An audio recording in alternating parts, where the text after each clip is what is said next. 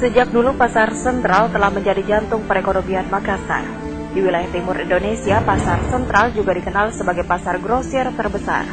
Dulu pasar sentral dikenal dengan sebutan pasar Cina karena lokasinya yang berada di dekat kawasan pemukiman dan bisnis etnis Cina. Pada masa pemerintahan Wali Kota Makassar HM Daeng Patompok tahun 1965 hingga 1978, pasar sentral yang berada di bilangan Jalan Lombok Makassar dipindahkan ke Jalan Irian.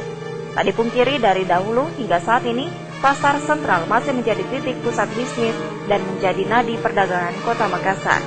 Pasar sentral resmi berganti nama menjadi Makassar Mall pada tahun 1990 setelah direnovasi besar-besaran pasca kebakaran. Saat itu, pasar sentral mulai berubah dari sebuah pasar sederhana, kumuh dan sumpek menjadi bangunan megah bertingkat 4 yang dilengkapi dengan lift dan eskalator. Namanya pun berganti menjadi Makassar Mall dan tercatat sebagai mall pertama di Makassar. Sayangnya kemegahan dan kenyamanan tempat ini tidak berlangsung lama. Akibat ulah pedagang serta pengemis yang tersebar di setiap sudut, belum lagi dengan para pelaku kriminal seperti jambret, copet yang tumbuh bak jamur di area tersebut. Beberapa kali pemerintah telah melakukan upaya penertiban para pedagang di tempat ini, namun tetap saja kenyamanan serta keamanan masih sulit didapatkan. Belum tercapai harapan untuk memperbaiki Makassar Mall. Selasa 27 Juni sekitar pukul 23, kebakaran hebat menghanguskan isi gedung berlantai 4 yang memiliki sekitar 3.200 los pedagang. Jumlah tersebut belum termasuk los pedagang yang berada di emperan jalan pada gedung tersebut. Berdasarkan kesaksian sejumlah pedagang, hanya dalam waktu 2 jam atau sekitar pukul 1 dini hari, api sudah menguasai hampir seluruh lantai gedung dan melahap isi los pedagang yang didominasi pakaian. Tak kurang dari 26 armada dinas pemadam kebakaran kota Makassar yang diturunkan ternyata tak mampu menundukkan keganasan api hingga fajar terbit. Dugaan awal kebakaran disebabkan oleh arus pendek listrik. Namun sejumlah saksi mata serta sejumlah pedagang justru berkata lain soal penyebab kebakaran Makassar Mall. Menurut pedagang, alasan klasik arus pendek tidak mungkin terjadi lantaran arus listrik di Makassar Mall diputus setiap pukul 20 waktu Indonesia bagian tengah, sehingga tak ada arus listrik yang masuk ke area tersebut. Pedagang justru menduga ada unsur sabotase atau kesengajaan pada peristiwa ini. Kamarudin, salah seorang pedagang mukena yang mengaku rugi 2 miliar rupiah akibat 2 losnya terbakar, mengatakan sumber api berasal dari beberapa titik berbeda. Menurutnya bukan hal yang logis jika api bisa melahap seluruh lantai bangunan hanya dalam tempo 2 jam. Mana bisa ya pakai pikiran lah, masa 2 jam bisa langsung habis terbakar. Kita pikir gedung besar begini masa 2 jam bisa langsung habis. Di sana. Semua pintu terus. Oh, semua pintu ada. Pintu ada di pintu darurat, pintu utama ada semua titik api. Kalau memang dia dari satu sudut ke situ, lama lah prosesnya Bu sampai ke sana. Saja 11 lewat di sini. Hal senada juga disampaikan oleh Subhan. Ia merasa ada yang ganjil pada kebakaran ini. Pasalnya titik api justru bermunculan dari beberapa titik. Dan yang lebih dirasa ganjil, api justru menghadang pada setiap akses masuk seperti pada pintu utama dan pintu cadangan. Sudah ada nah. Barang jadi saya mau selamatkan juga tidak bisa masuk karena semua pintu darurat ada apinya. Iya, jadi susah, tidak bisa masuk. Coba kalau satu titik mungkin bisa lewat sana, tapi kan semua titik ada jadi tidak bisa masuk.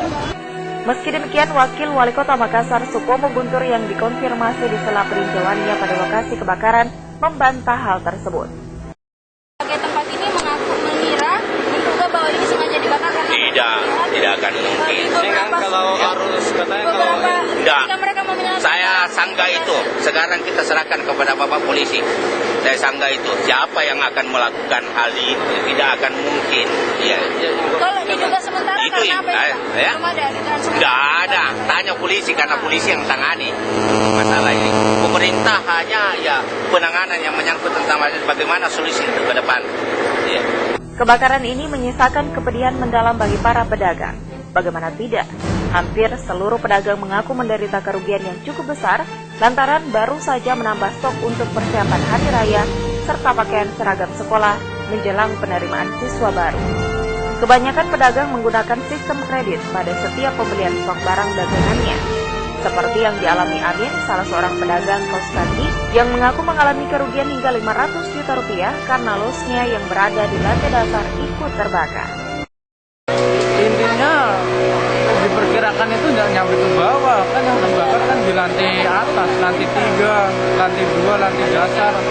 Perkiraannya namanya pasar dicor kan pasar ini beton, perkiraannya nggak turun ke bawah, dan tahunya nyampe ke bawah juga. Kerugian Bapak ditaksir berapa, Pak? Kalau kerugiannya 400-an, 500 lah. Akibat kebakaran ini diperkirakan 5.000 pedagang kehilangan sumber mata pencarian dengan kerugian hingga puluhan miliar rupiah. Wakil Gubernur Sulsel Agus Arifin Umang berharap agar seluruh pedagang mendapat tempat relokasi sementara agar pedagang bisa kembali beraktivitas dan berdagang agar tidak kehilangan sumber mata pencarian. Mantan Ketua DPRD Sulsel ini juga berharap agar pihak perbankan menunda pembayaran kredit para pedagang yang terkena musibah. Kami sudah turunkan tim ya dari Badan Bencana, ada Pak Bagio, ini dari Dinas Sosial juga sudah ada. Ini tahap pertama adalah bagaimana pengamanan dulu ya. Sudah itu, nah kita tentu dengan Makassar ya, karena ini di Kota Makassar, pemerintah akan membackup ya. Nah, harapan masyarakat khususnya pedagang ya, bahwa bagaimana supaya ada tempat penampungan sementara ya. Nah, dari sisi kerugian sementara dihitung, tetapi kelihatannya sangat besar kerugian. 2.500 los yang terbakar, belum lagi barang-barang mereka sudah tampung untuk menghadapi bulan suci Ramadan. Kita berharap pemerintah bisa segera melakukan langkah konkret agar nasib ribuan pedagang di lokasi ini bisa terselamatkan. Ini pedagang butuh bantuan. Kita juga berharap agar aparat hukum terkait segera mengeluarkan laporan mengenai penyebab kebakaran terbesar sepanjang tahun 2011 ini. Tanpa bermaksud menuding siapa yang lalai atas ludesnya Makassar Mall, publik terus bertanya mengapa banyak keganjilan yang muncul pada peristiwa tersebut. Benarkah api bisa muncul bersamaan pada titik yang berbeda sebagaimana kesaksian beberapa korban? Bila demikian faktanya, siapa yang bakar Makassar Mall? Kita berharap penegak hukum mampu menjawabnya dengan benar tanpa menyisakan tanda tanya atau rasa curiga. Jangan pakai lama. Jangan sampai semua orang bertanya siapa yang membakar pasar sentral. Lalu bagaimana nasib pasar sentral? Apakah akan kembali dibangun atau mungkin akan tinggal sejarah? Tim Liputan Fajar TV.